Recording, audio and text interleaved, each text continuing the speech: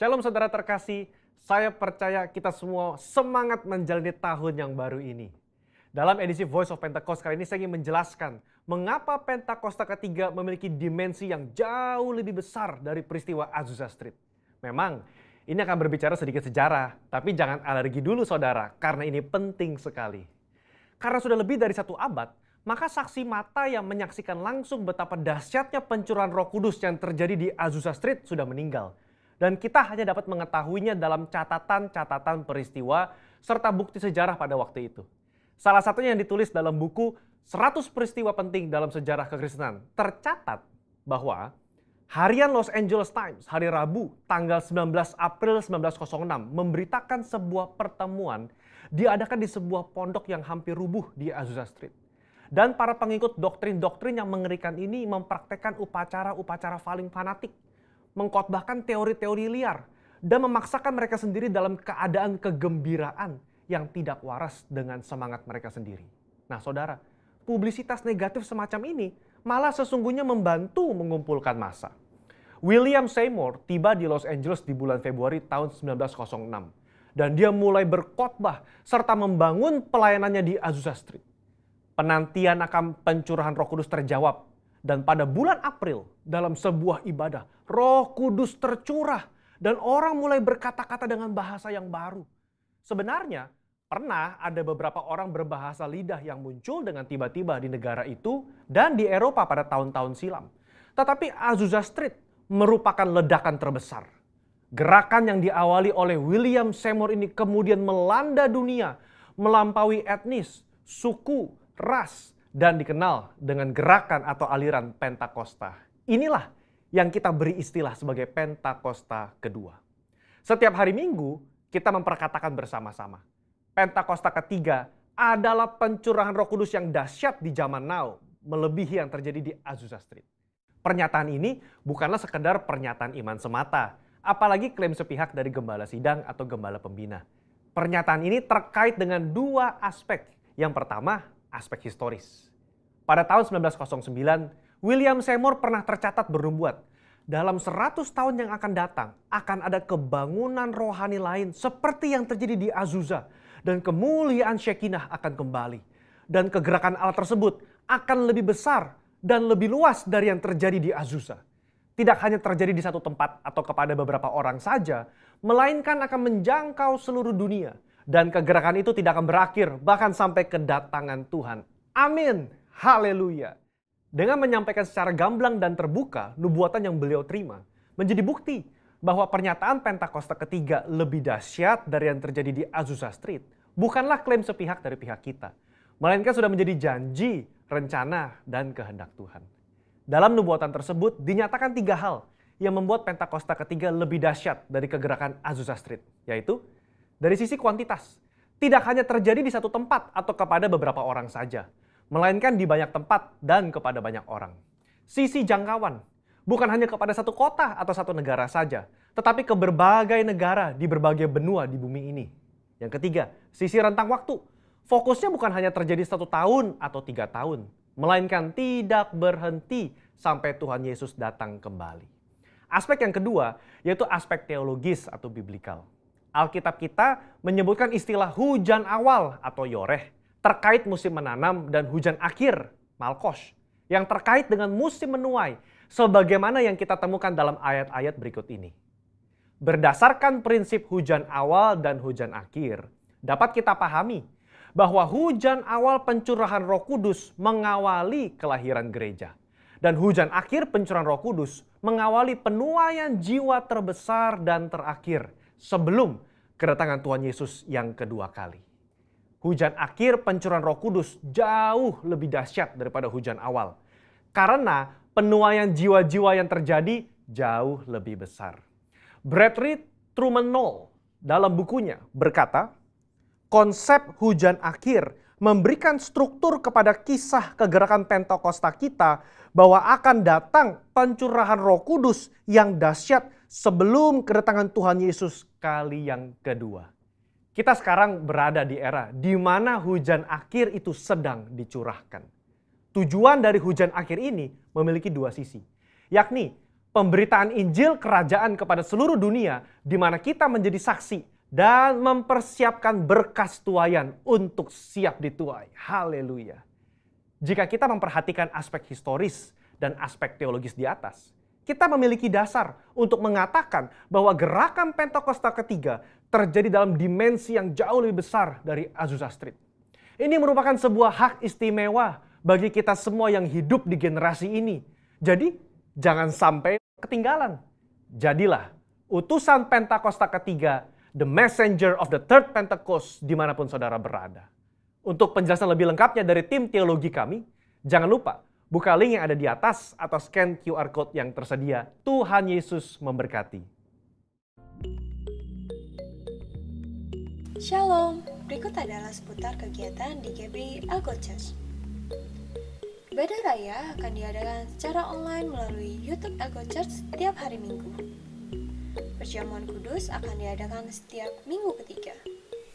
Kami juga memiliki mesbah pagi, diadakan secara online setiap hari Selasa hingga Sabtu pukul 5.40 pagi hingga 7 waktu Indonesia Barat melalui aplikasi Zoom. Kami mengundang Bapak Ibu untuk mengikuti ibadah tengah minggu secara online setiap minggu ketiga pukul 7 hingga 9 malam. Bagi saudara-saudari yang rindu menabur, dapat melakukan melalui transfer ke nomor rekening yang tertera di layar kaca saudara. Mari kita bersama-sama berkatakan Mazmur 91.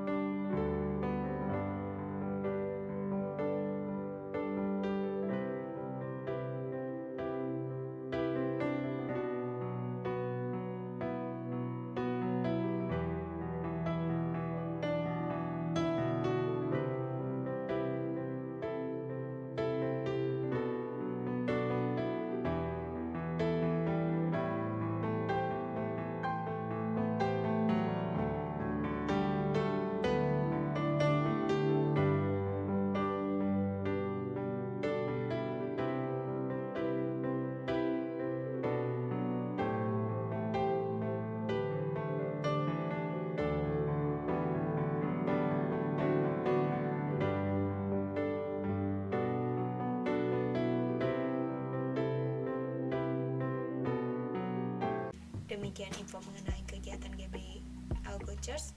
Selamat beribadah. Tuhan Yesus memberkati.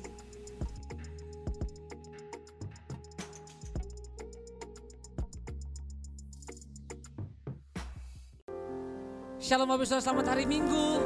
Saya percaya bahwa setiap hari kasih dan rahmat Tuhan selalu baru buat setiap kita. Saya percaya walaupun di rumah masing-masing kita beribadah tapi tetap sukacita karena kita merayakan kebaikan Tuhan. Yang percaya berikan tepuk tangan yang terbaik bagi Allah kita. Haleluya. Dengan hati bersyukur datang menghampiri tahtanya Tuhan. Memuliakan nama Tuhan. Haleluya. Woo.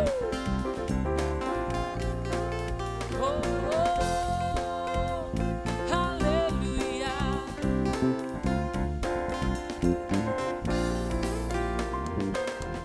Dengan hati bersyukur masuki hadirat-Mu, membawa pujian bagi-Mu Yesus. Ku memandang wajah-Mu, bersuka di depan-Mu, sambil menceritakan kasih-Mu. Ku mengangkat tanganku, bersorak-sorai bagi kebaikan-Mu. Engkau baik, sangat baik.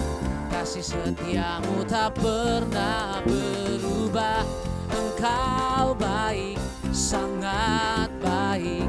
Kasih setiamu tak pernah berubah. Kasih setia Tuhan tidak pernah berubah. Dulu, sekarang, sampai selama-lamanya. Haleluya. Oh, oh.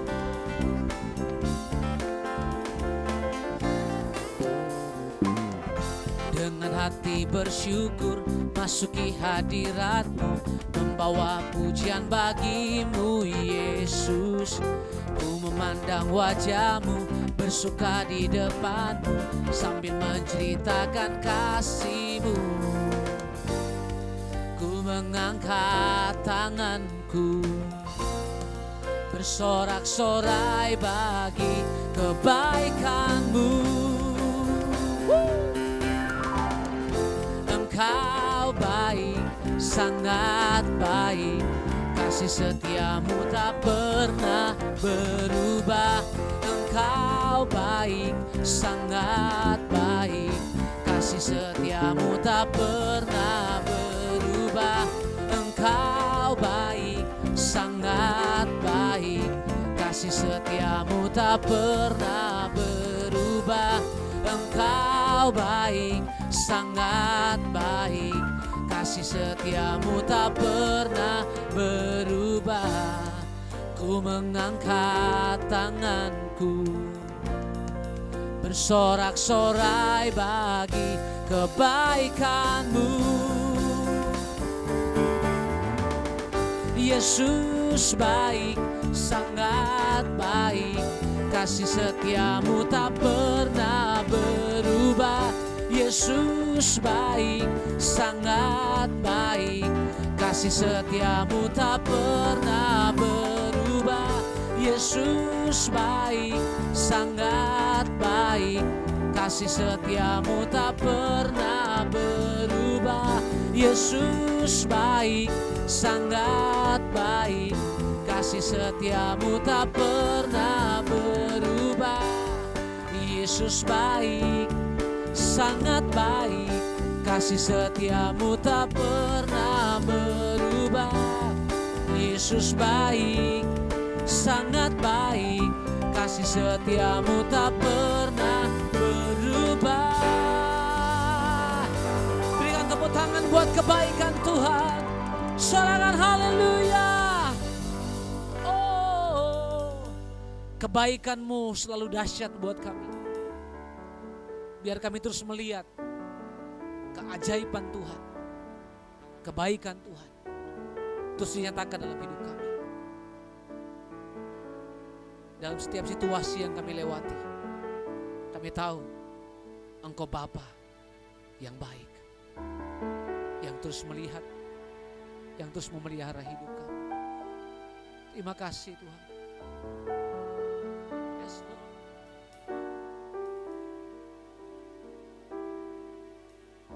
Bapa, Engkau baik. Bapa, Engkau baik. Kau selalu baik kepadaku. Bapa, ku cinta Kau. Aku memuji-Mu. Aku menyembah-Mu. Ku nyanyi haleluya.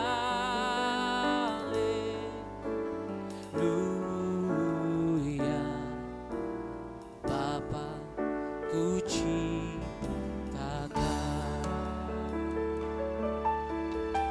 Mari panggil namanya, katakan. Bapa, Engkau baik. Bapa, Engkau baik.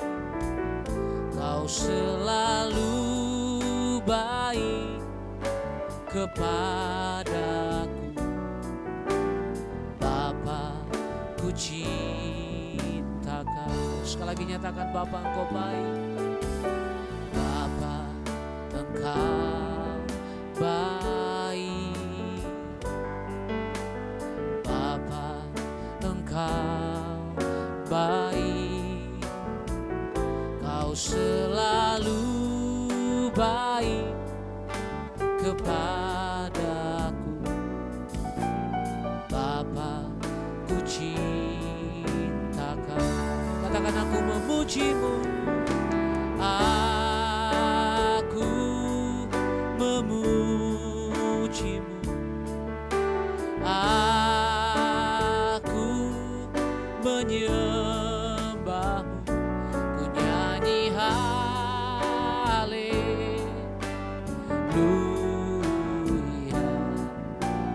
Bapa, ku cintakan. Lagi aku memujimu.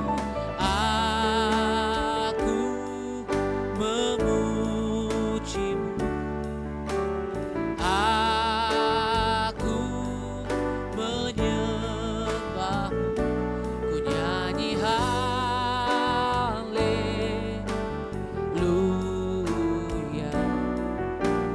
Bapa, ku cintakan. Mari jemaat Tuhan angkat suaramu di hadapan Tuhan. Bapa, Engkau baik. Bapa, Engkau baik. Bapa, Engkau baik. Kau selalu baik kepadaku. Bapa, ku cintakan. Sekali lagi nyatakan, Bapa, Engkau baik. Oh, Bapa, Engkau baik. Kau selalu baik kepadaku. Bapa, ku cintakan. Aku memujimu. Aku memujimu. Aku menyembahmu. Ku nyanyi haleluya.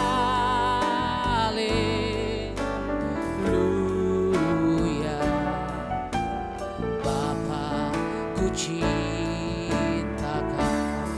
Aku memujimu. Aku memujimu. Aku menyembahmu. Ku nyanyi haleluya.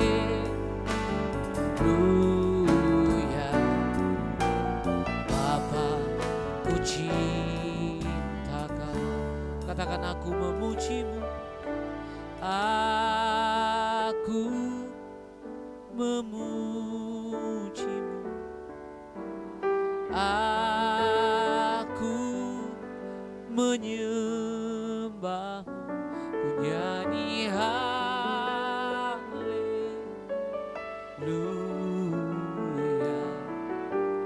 Bapa, ku cintakan. Mari jemaat Tuhan angkat suaramu, katakan, aku memujimu.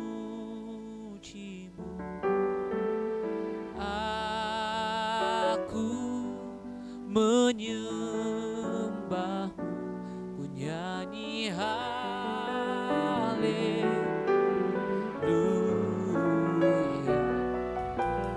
Bapa, ku cintakan. Bapa, ku cintakan.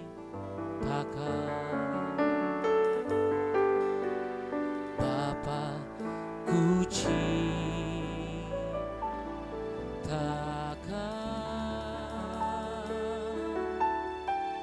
Mari sembah Dia.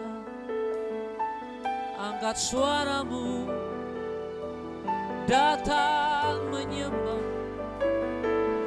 Kau Bapa yang baik, Kau Bapa yang setia, tak pernah sekalipun meninggalkan kami.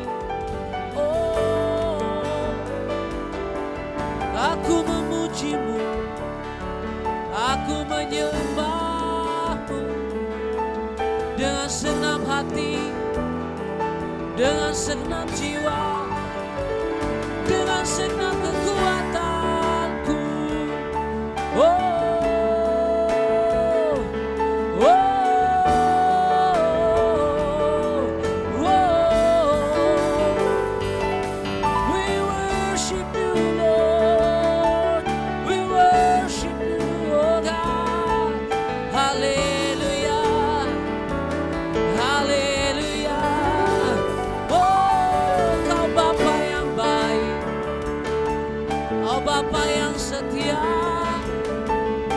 selalu ada, selalu nyata kasih-Mu bagi kami.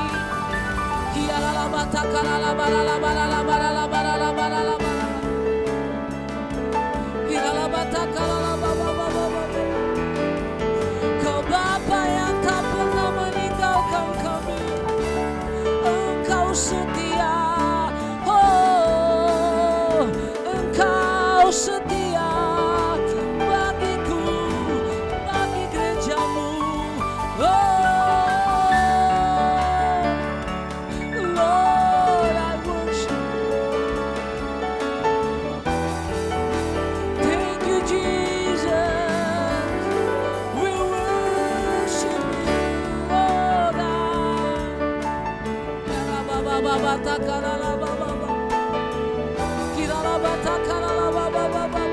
Kau baik, Kau baik, Kau baik bagiku, Kau baik bagi kami, Kau baik bagi gereja-Mu, Kau setia, Kau Bapa yang tak pernah meninggalkan kami.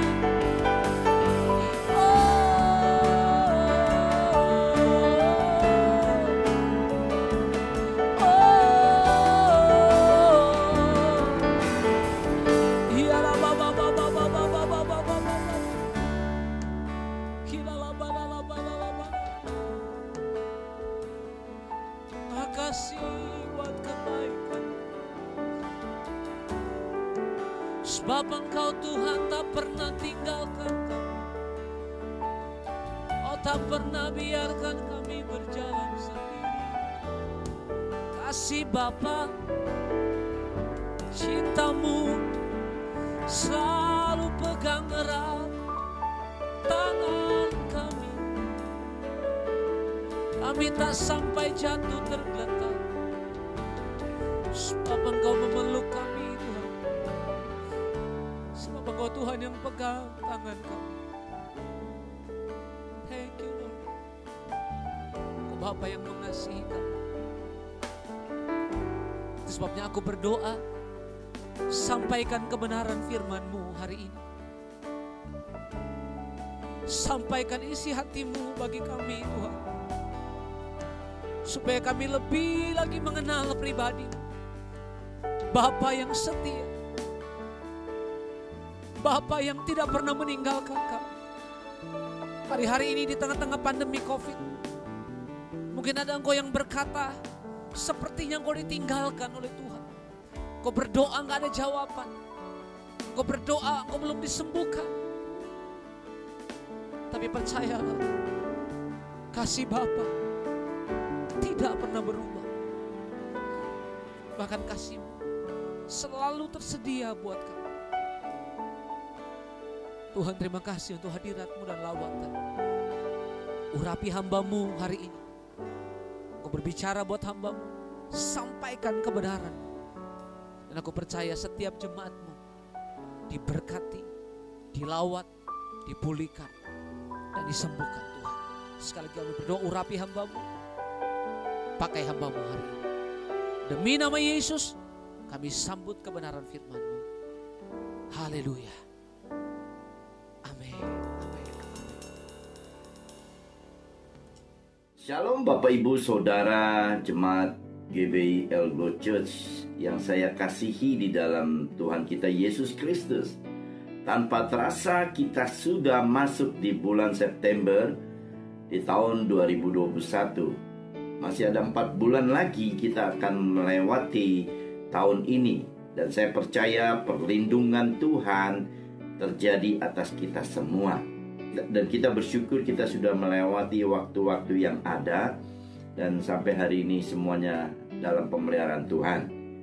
Bapak Ibu Saudara yang dikasihi Tuhan, tema khotbah saya hari ini adalah bertahan sampai akhir. Wow, kalau kita berbicara bertahan Saudara, kehidupan setiap kita tidak lepas dari sikap paling utama yang bila mana kita bisa melewati, maka akan menghasilkan sesuatu yang luar biasa. Yaitu apa? Bertahan.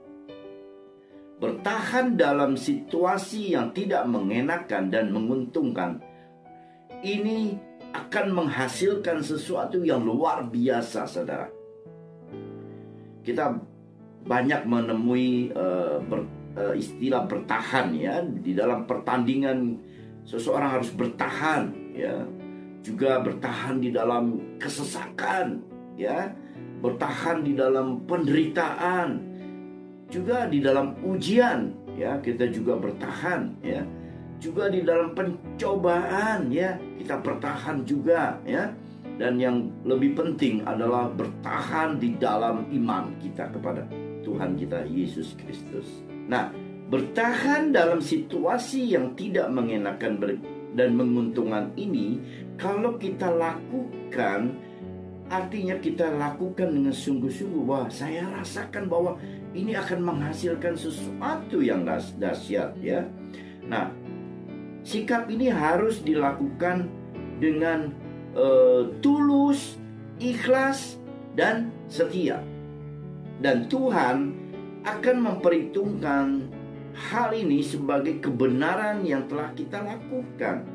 Dan tentunya hasilnya kita akan menerima sesuatu yang luar biasa daripada Tuhan ya. Kita lihat banyak tokoh-tokoh di dalam Alkitab, di antaranya Ayub ya. Dia bertahan ya, walaupun dia harus menerima segala sesuatu, penderitaan sekalipun, bahkan dia harus menderita kehilangan segala sesuatu, dan bahkan dirinya juga harus mengalami yang namanya sakit penyakit. Dia tetap bertahan. Dan apa yang terjadi saudara?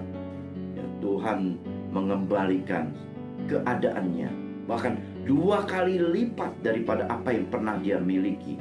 Jadi segala sesuatu harus lakukan dengan tulus, ikhlas, dan setia saudara ya.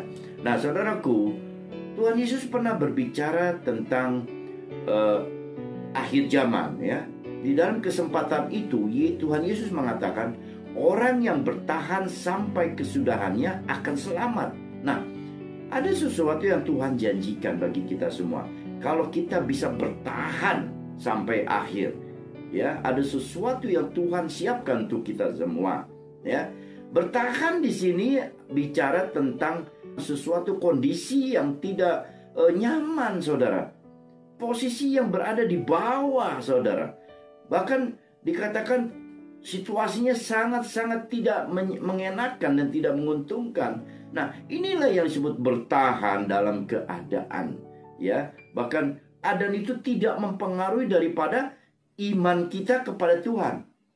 Ini yang harus kita perhatikan, ya. Kadang-kadang kita sendiri karena keadaan situasi lalu kita tinggalkan Tuhan, lalu kita kecewa dengan Tuhan. Nah, hari ini kita belajar untuk kita tetap bertahan, ya, dengan iman kita kepada Tuhan, ya. Nah, saudara yang dikasihi Tuhan Yesus, kalau orang yang tidak bertahan sampai kesudahannya berarti tidak akan selamat, ya. Nah, dan boleh saya katakan kepada saudara bahwa Tuhan menegaskan bahwa tidak ada opsi untuk kita mundur dari Kristus. Karena bila mana kita lakukan, maka bukan keselamatan yang kita terima, tetapi kebinasaan yang menjadi bagian kita. saya boleh berikan perhatian kepada para mualaf atau siapapun yang meninggalkan iman percaya kepada Kristus, maka saya bisa katakan dan saya bisa pastikan bahwa tidak ada keselamatan dan tidak ada kehidupan yang kekal bagi orang yang meninggalkan Kristus. Bertahan dalam hal ini, bahwa kita harus bertahan sampai akhir hidup kita. Atau dengan kata lain, kita harus bertahan sampai hembusan nafas terakhir kita di bumi ini. Itu dapat kita capai bila mana kita memiliki komitmen dan keteguhan hati kita kepada Tuhan. Dan dalam hal apa kita harus bertahan? Ya, dikatakan bahwa kita harus bertahan di dalam iman. Yudas 1 ayat 3 mengatakan bahwa supaya kita tetap berjuang mempertahankan iman yang telah disampaikan kepada orang-orang kudus. Supaya kita tetap berjuang mempertahankan iman yang telah disampaikan kepada kita. Kita adalah orang-orang kudus. Kita adalah orang-orang pilihan Tuhan. Kita adalah umat pilihan, ya, imamat yang rajani. Jadi kita harus mempertahankan itu. Apapun yang terjadi, mempertahankan iman, ya. Nah, yang kedua, kita juga harus melawan tipu daya daripada iblis, ya. Karena iblis selalu berusaha untuk menjatuhkan kita dengan tawaran-tawaran dunianya, ya. Efesus 6 ayat 11 mengatakan, kenakanlah seluruh perlengkapan senjata Allah supaya kamu dapat bertahan melawan tipu muslihat iblis. Jadi jelas bahwa iblis berusaha untuk menjatuhkan kita sebagai orang-orang kudus. Oleh sebab itu kita harus melawan tipu daya iblis ini, ya. Kita harus lebih banyak mendengar suara Tuhan agar kita peka apa yang benar, apa yang baik, apa yang salah, apa yang jahat. Kita harus bisa membedakan itu semua, ya. Yang ketiga, kita harus memiliki semangat juang, ya, dalam melewati penderitaan, bahkan melewati penderitaan yang berat sekalipun, ya. Ibrani 10 ayat 32 mengatakan bahwa ingatlah akan masa lalu sesudah kamu menerima terang. Kamu banyak menderita oleh karena kamu bertahan dalam perjuangan yang berat. Ya, jadi jelas sekali saudara bahwa kita pernah melewati masa lalu dan semua kita berhasil melewatinya itu. Dan pasti bila mana saat ini sedang mengalami masalah sekalipun, pasti kita akan keluar juga sebagai pemenang. Karena Tuhan kita tidak pernah berubah dulu, sekarang, dan selamanya, ya. Jadi saudaraku, ini yang harus kita perhatikan, bahwa perjuangan kita akan terjadi di dalam kehidupan kita, ya. Tetapi ya, kita akan kuat, kita akan bertahan, ya, karena ada Tuhan menyertai kita, ya. Nah, pertanyaannya mungkin, sampai kapan kita harus bertahan? Yang pertama, kita harus bertahan sampai akhir hayat kita. Di dalam 2 Timotius 4 ayat 6-7, Paulus mengatakan bahwa dia telah memelihara iman sampai akhir hayatnya. Walaupun penderitaan dan pengorbanannya dia harus hadapi dalam hidupnya. Dan itu tidak mudah, ya. Tetapi imannya tidak goyah. Ya, dikatakan bahwa apa yang dia lakukan, bahkan sampai darahnya pun tercurah, dia tidak peduli karena dia percaya ada Tuhan yang selalu menyertai dia. Ya, dan dia terus memelihara iman sampai akhir hidupnya. Ya. Nah, yang kedua, kita harus bertahan sampai kedatangan Tuhan. Ya, Yakobus 5 ayat 7 mengatakan bahwa bersabarlah sampai kedatangan Tuhan kita. Wow, kedatangan Tuhan adalah suatu kepastian, bukan impian, saudara. Jadi, saudara, kita semua pasti, ya, akan berjumpa dengan Tuhan. Apa tujuannya? Ya, mungkin ada pertanyaan juga. Apa tujuan daripada kita bertahan? Ya, saya boleh katakan kepada saudara semua. Yang pertama, tujuan kita untuk bertahan adalah mendapatkan keselamatan yang kekal. Mazmur 62 ayat 1 mengatakan, hanya dekat Allah saja jiwaku tenang, daripadanya lah keselamatanku. Jadi saudara, bahwa kita tidak mungkin hidup jauh daripada Tuhan. Dan keselamatan itu hanya ada di dalam Tuhan. Ya. Dan yang kedua, apa tujuannya untuk kita bertahan? Yaitu menerima upah dari Tuhan.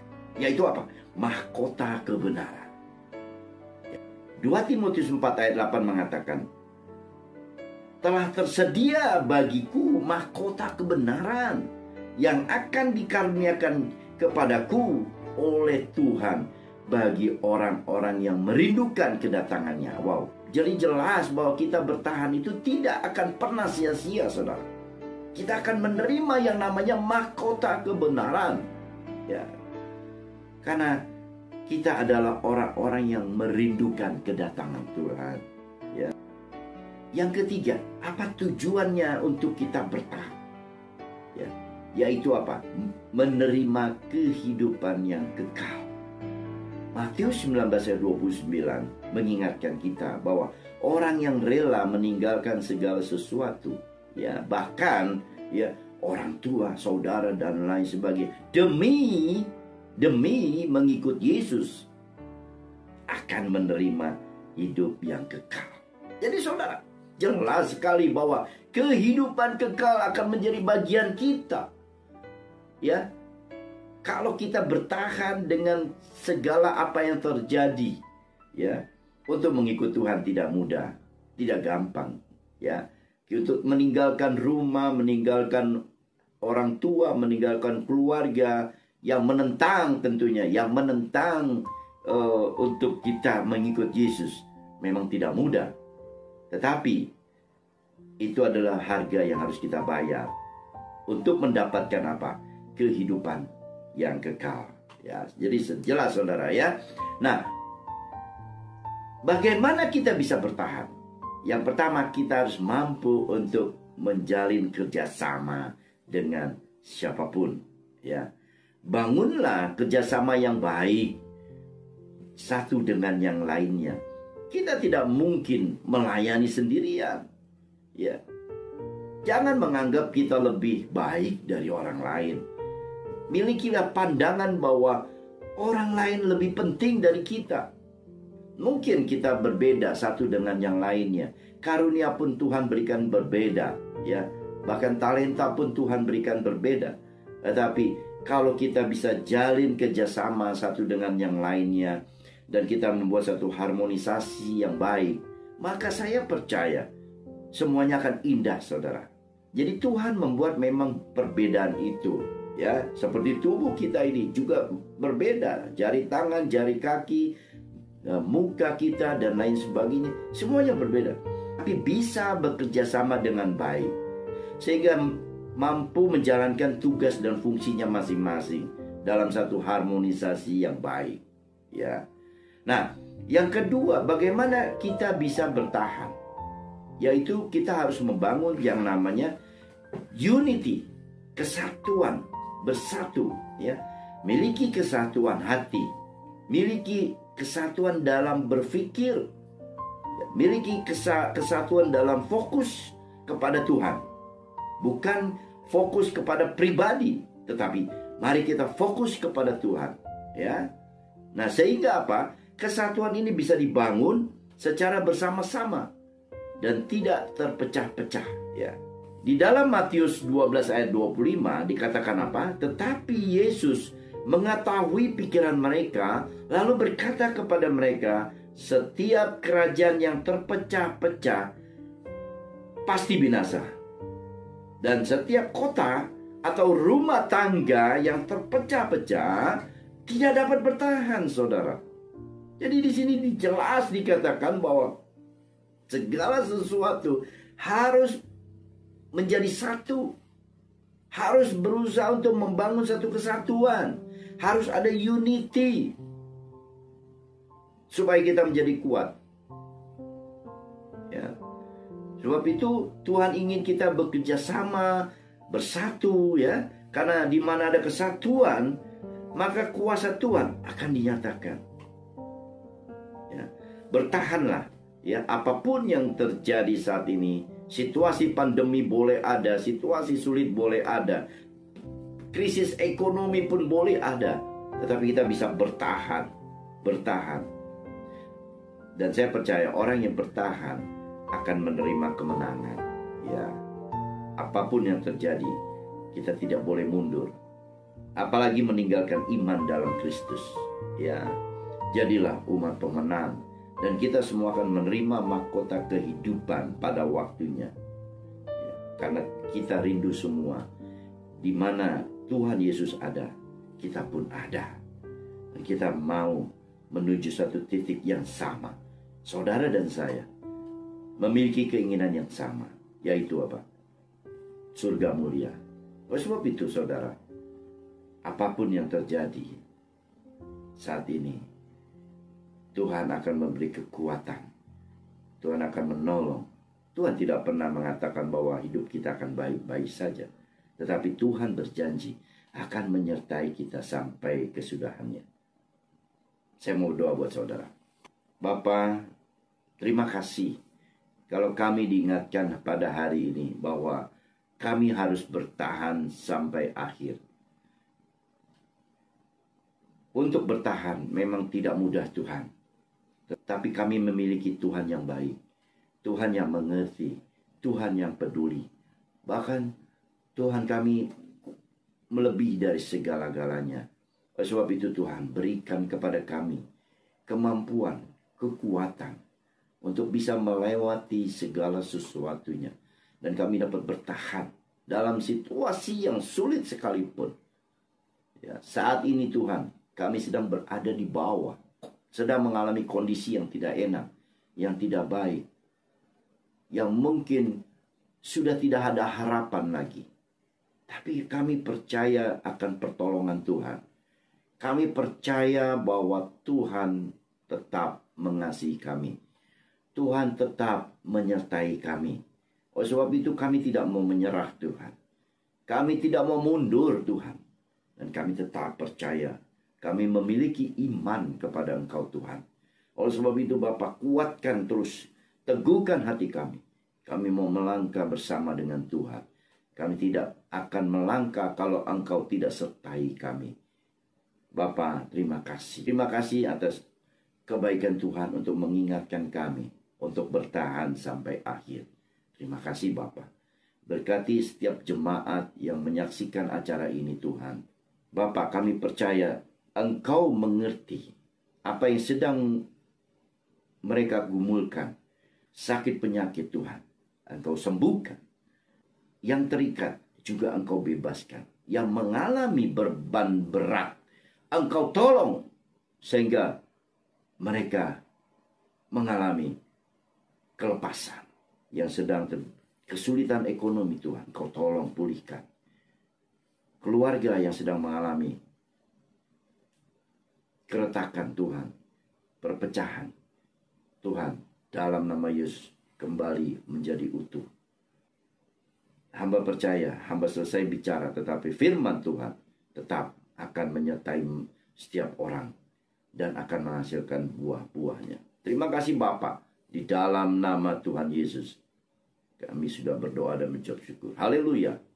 Amin. Shalom bagi Bapak Ibu sekalian yang baru pertama kali hadir, kami ucapkan selamat datang dan selamat bergabung. Berikut adalah seputar kegiatan seminggu ke depan. Ibadah online service pada hari Minggu 12 September 2021 akan dilayani oleh Bapak Pendeta Daud Handoko Wibowo dengan tema Jangan Sombong. Kami mengajak saudara-saudari yang mau mendalami Alkitab dapat mengikuti Bible Study, Sharing and Listen melalui aplikasi Zoom setiap hari Senin pukul 8 malam sampai jam 10 malam. Kami juga mengundang Bapak Ibu sekalian untuk mengikuti Menara Doa setiap hari Minggu pukul 6 sore hingga 7 malam melalui aplikasi Zoom. Bagi saudara-saudari yang rindu untuk didoakan, dapat mengirimkan permohonan doa melalui via WhatsApp di 081 611 94227. Terima kasih atas perhatian Bapak Ibu sekalian. Sampai jumpa minggu depan. Tuhan Yesus memberkati. Bapak Ibu, saudaraku yang terkasih dalam Tuhan Yesus Kristus, kita akan mengakhiri ibadah kita pada hari ini dan kita akan bersama-sama di dalam doa dan mendeklarasikan Pentakosta ketiga. Pentakosta ketiga adalah pencurahan Roh Kudus yang dahsyat di zaman ini, melebihi yang terjadi di Azusa Street. Pentakosta ketiga akan mengakibatkan penuaian jiwa yang terbesar dan yang terakhir sebelum Tuhan Yesus datang kembali. Pentakosta ketiga akan membangkitkan generasi Yeremia, yaitu anak-anak muda yang dipenuhi Roh Kudus, cinta mati-matian kepada Tuhan Yesus, tidak kompromi terhadap dosa, dan akan bergerak untuk memenangkan jiwa. Pentakosta ketiga lahir di Indonesia dan akan bergerak ke bangsa-bangsa. Gerakan ini dari timur ke barat dan akan kembali ke Yerusalem. Pentakosta ketiga akan memberikan kuasa untuk menyelesaikan amanat agung dan setelah itu Tuhan Yesus datang kembali. Kami percaya Tuhan, Engkau memberkati umat-Mu ya Tuhan. Kami sudah memuji dan menyembah Tuhan. Kami sudah mendengarkan firman Tuhan. Kami sudah merenungkan firman Tuhan dan melakukan firman Tuhan. Dan kami percaya Tuhan, Engkau memberkati jemaat-Mu Tuhan. Engkau juga yang memberkati Tuhan umat-Mu ketika umat-Mu sedang berperang melawan COVID-19 ya Tuhan. Kami juga berdoa ya Tuhan, supaya umat-Mu disembuhkan, dipulihkan, dimenangkan di dalam nama Tuhan kami Yesus Kristus. Terima kasih Tuhan, terima kasih. Kami juga berdoa Tuhan, buat hamba-Mu yang sudah menyampaikan kebenaran firman Tuhan. Biarkan Tuhan memakai kehidupannya, memakai pelayanannya, bahkan Tuhan memberkati keluarganya. Banyak jiwa-jiwa dimenangkan ya Tuhan dan dituai di akhir zaman ini Tuhan. Terima kasih Tuhan, terima kasih Tuhan. Kami juga berdoa ya Tuhan Yesus buat bangsa kami Indonesia ini ya Tuhan. Sebab firman Tuhan berkata, dan umatku yang atasnya namaku disebut merendahkan diri, berdoa dan mencari wajahku, lalu berbalik dari jalan-jalannya yang jahat, maka aku akan mendengar dari surga dan mengampuni dosa mereka serta memulihkan negeri mereka. Sekarang mataku terbuka dan telingaku menaruh perhatian kepada doa dari tempat ini. Kami percaya Tuhan, Engkau juga ya Tuhan yang akan memulihkan negeri kami bangsa Indonesia ini Tuhan. Kami menyerahkan semuanya ke dalam tangan kuasa-Mu ya Tuhan. Kami percaya Tuhan, bangsa Indonesia akan diselamatkan oleh Tuhan. Bangsa Indonesia dipulihkan, disembuhkan dalam nama Yesus Kristus. Kami berdoa Tuhan buat Bapak Presiden kami Tuhan, Bapak Joko Widodo ya Tuhan, berserta dengan Wakil Presiden, bahkan juga kepada para menteri dan juga pemerintahan yang ada Tuhan, dari pemerintahan pusat sampai kepada pemerintahan daerah Tuhan. Kami menyerahkan semuanya ke dalam tangan kuasa Tuhan. Engkau memakai Tuhan pemerintahan ini semuanya Tuhan. Semuanya datang daripada Tuhan. Tuhan berikan hikmat, bahkan roh takut akan Tuhan ada di dalam pemerintahan yang ada ya Tuhan. Supaya setiap kami semuanya rakyat Indonesia Tuhan diberikan kedamaian, bahkan damai sejahtera yang adil dan makmur ya Tuhan. Terima kasih Tuhan, terima kasih Tuhan. Secara khusus juga Tuhan kami berdoa Tuhan buat gembala pembina kami, Pendeta Dr. Insinyur Niko Nyatora Harjo bersama dengan 4 wakilnya, berserta dengan juga keluarga besarnya Tuhan. Kami menyerahkan semuanya ke dalam tangan kuasa Tuhan. Pakai para hamba-hamba-Mu ini Tuhan untuk memenangkan jiwa-jiwa di akhir zaman ini Tuhan. Di masa-masa pandemi ini Tuhan, banyak jiwa-jiwa akan dimenangkan, banyak jiwa-jiwa akan diselamatkan di dalam nama Tuhan Yesus Kristus untuk menggenapi Pentakosta yang ketiga ini Tuhan. Terima kasih Tuhan. Kami juga berdoa Tuhan untuk Gembala CK5 Tuhan, Pendeta Dr. Timotius Hardon Tuhan, bersama dengan keluarganya di dalam pelayanannya Tuhan. Engkau memberkati, banyak jiwa-jiwa akan dimenangkan, banyak jiwa-jiwa akan dituai untuk kemuliaan nama Tuhan kami Yesus Kristus. Terima kasih Tuhan. Kami percaya Engkau memberkati setiap kami semua, bahkan Engkau menyertai kami sampai kepada Maranatha, Tuhan Yesus datang kembali. Sebentar kami akan menerima berkat daripada Tuhan kami Yesus Kristus. Mari jemaat Tuhan, bersama-sama kita akan mengangkat kedua tangan kita untuk memberikan berkat daripada Tuhan kita Yesus Kristus melalui hamba-Nya. Saudara, mari kita akhiri ibadah pada hari ini. Kita percaya 1 minggu ke depan Tuhan menjaga dan memelihara kehidupan kita, dan kita tetap bertahan sehingga kita akan keluar sebagai umat-umat pemenang. Mari arahkan tangan dan arahkan hatimu. Mari terima berkat. Diberkatilah engkau pada waktu masuk, diberkati engkau pada waktu keluar, diberkati semua lumbung-lumbungmu, diberkati semua pekerjaanmu, diberkati semua usahamu, diberkati semua pelayananmu, dan diberkati semua apa yang engkau kerjakan. Terimalah berkat yang melimpah-limpah dari Allah Bapa, cinta kasih daripada Tuhan kita Yesus Kristus, penyertaan yang manis dari Roh Kudus, menyertai kita saat ini sampai kedatangan Tuhan kedua kali menjemput di awan-awan yang permai. Mari yang sudah diberkati katakan amin. Mari angkat dua tangan kita sama-sama di depan Tuhan. Terima kasih Yesus. Terima kasih Yesus. Ku bersyukur hanya bagimu, ya Allahku, ya Tuhanku. Terima kasih Yesus. Terima kasih Yesus. Ku bersyukur hanya bagimu. Terima kasih Yesus. Sekali lagi angkat dua tangan sama-sama katakan terima kasih Yesus. Terima kasih Yesus. Ku bersyukur hanya bagimu, ya Allahku, ya Tuhanku. Terima kasih Yesus. Terima kasih Yesus.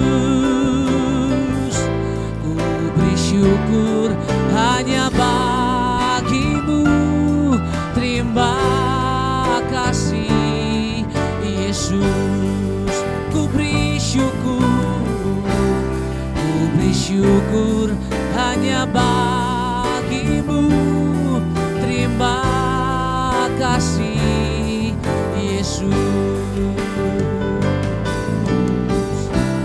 Ku beri syukur hanya bagimu. Terima kasih Yesus.